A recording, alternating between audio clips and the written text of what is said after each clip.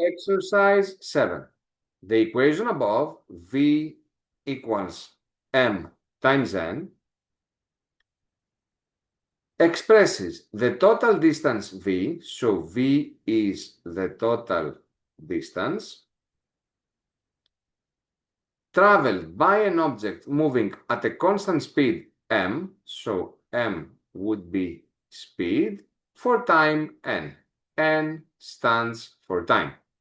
Which of the following equations correctly expresses the time, so n in terms of distance and speed, so in terms of v and m? In other words, we were given a condition, we were given that v equals m times n, and we just need to solve for n.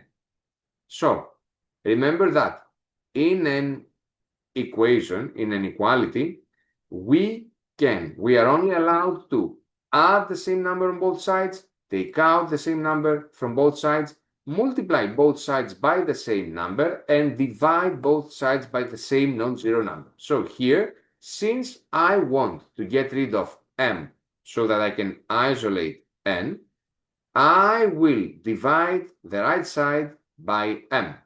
But I'm only allowed to do that if I do the same process on the left side as well. So v should also be divided by m.